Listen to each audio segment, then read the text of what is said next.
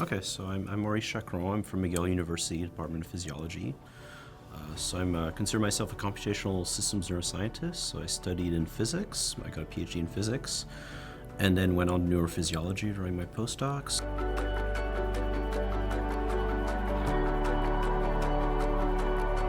So I study sensory processing, so how sensory information is first transduced, converted into the currency of the nervous system, which is actual potentials, and how this representation of information changes from successive brain areas as it ascends essentially a sensory chain, and how this leads to behavior.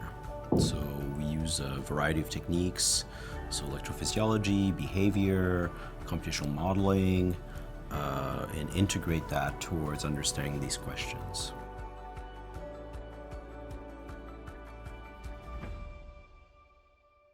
What's important is that this allows us to get an inkling as to how neurons that are interconnected in the brain, how their activities essentially give rise to a behavioral response. So, we can study neurons at many levels, cellular, single neuron, neural circuit, all the way to the organismal level, and this allows us to essentially bridge the gap between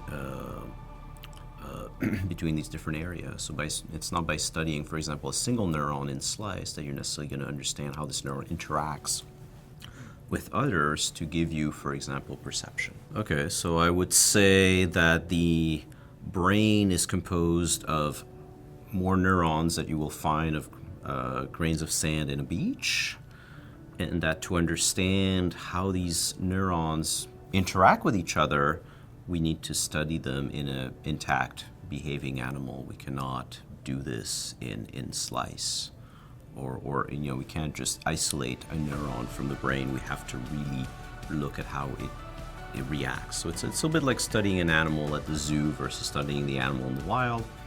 Exactly the same animal, but the behavior will be very different in both environments.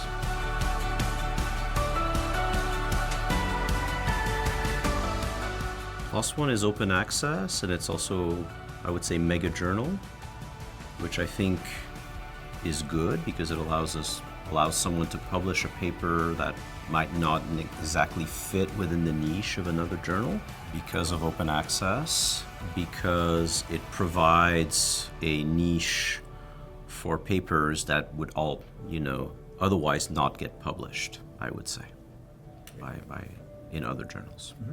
I think it's a great journal. That's why I accepted to be an academic editor for it, because I believe in the mission.